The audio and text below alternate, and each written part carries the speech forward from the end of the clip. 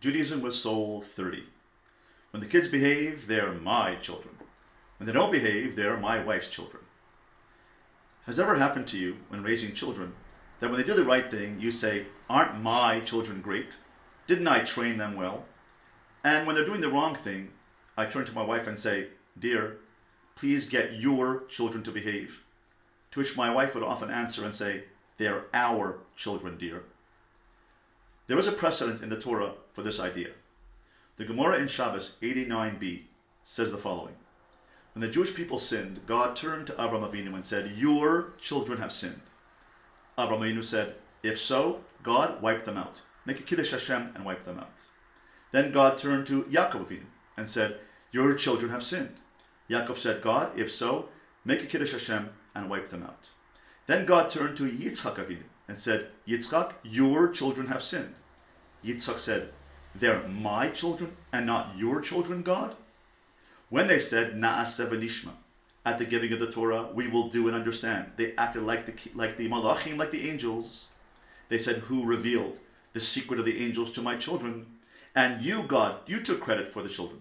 You said, Beni Bechori Yisrael, my son, my firstborn Israel. You said at that time, God, when they did the right thing, you took credit and said, they're my children. Now that they've sinned, you call them my children, Yitzchak's children? Why?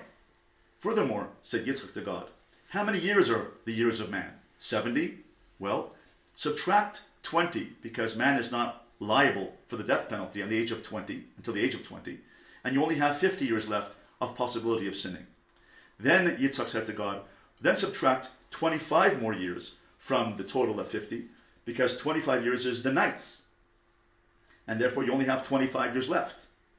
Then subtract another 12 and a half years from those 25 for prayer, eating, and tending to physical needs, and you have 12 and a half years left.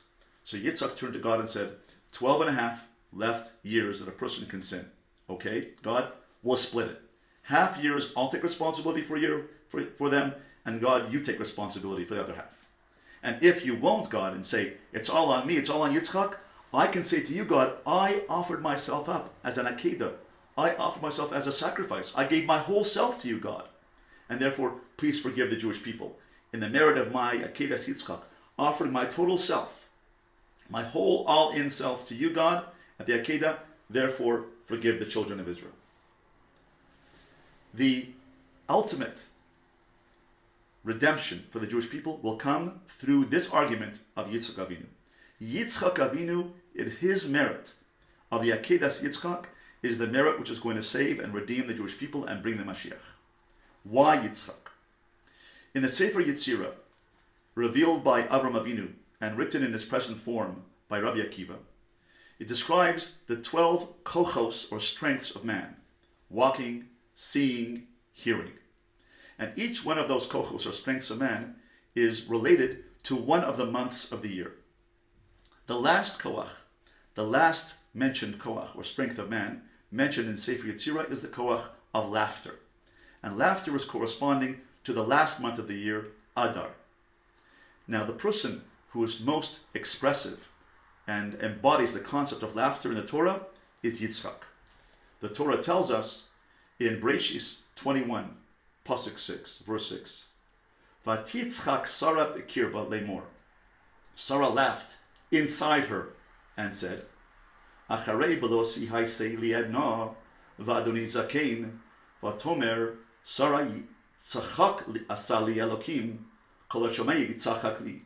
And Sarah laughed within herself, saying, after I have become old, shall I have pleasure, my Lord being old also? And Sarah said, God has made laughter for me. Everyone that hears will laugh on account of me. Now, what is funny about laughter? Why is laughter funny? Laughter is funny because when something is expected to happen, you expect one thing to happen, and the opposite happens, or something out of the ordinary happens, that causes us to be shocked, and that's what laughter is. The laughter that is embodied by Sarah Imenu, who gave birth to Yitzchak, was that Sarah could not have children. And therefore, it is laughter. It is Yitzchak. It is laughter, tzachak li, because it could not happen. Sarah was going to have a child at the age of 90. Avram Avinu, 100 years old. That's an impossibility. And the fact that they had a child, Yitzchak, when Sarah was 90 years old, that's the greatest laughter there is. It's the greatest turnaround. So laughter is caused by hipuch. Hipuch means turnaround. V'nahafochu. The greatest laughter is v'nahafochu. Something's expected, something else happens. That's causes in the human being laughter. Animals may have the ability to walk, to see, to hear, but they don't have the capacity to laugh.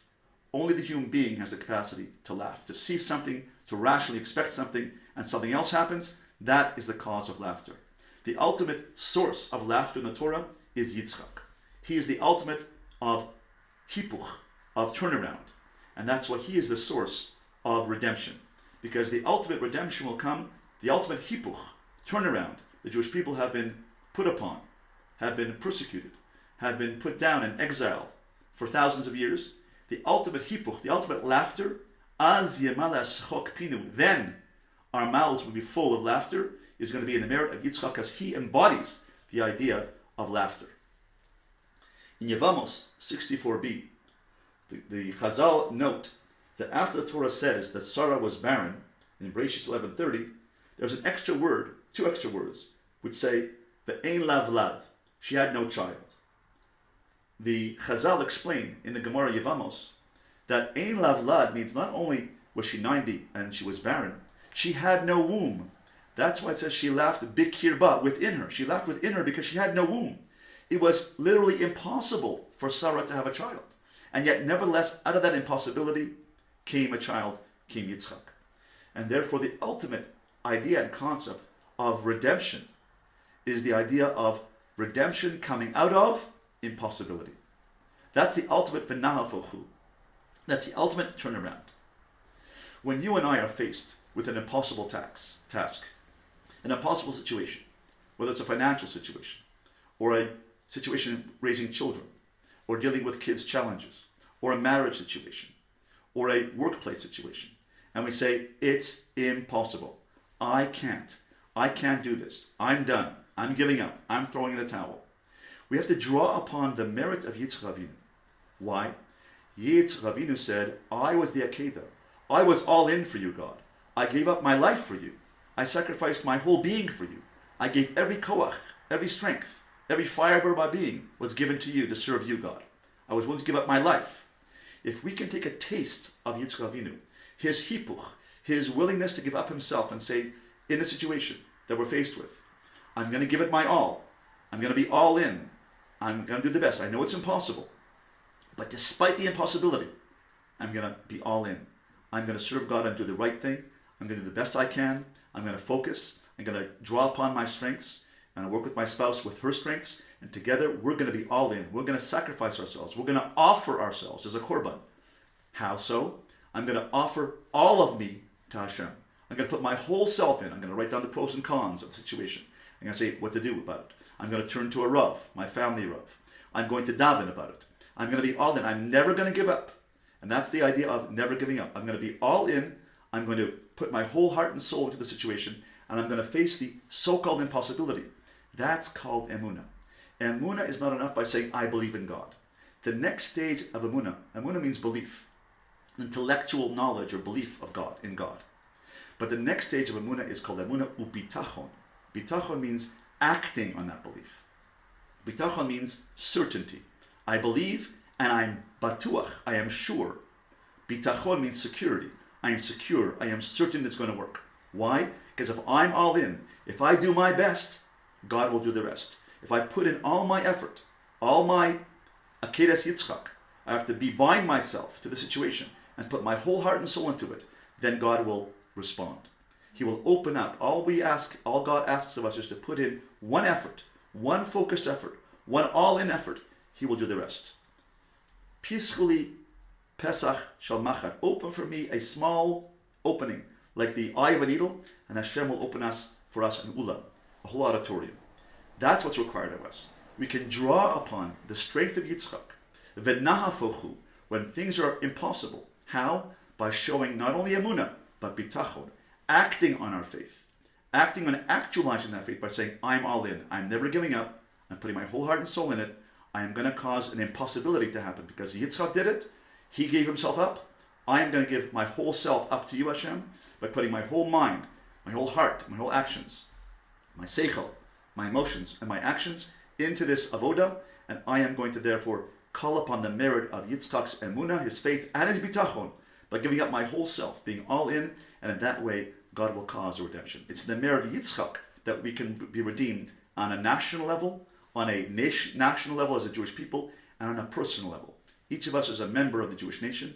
Each of us can draw upon the redemptive power of emunah and bitachon of Yitzchak, and in that merit, we will be able to say, I can be redeemed, even though things are impossible.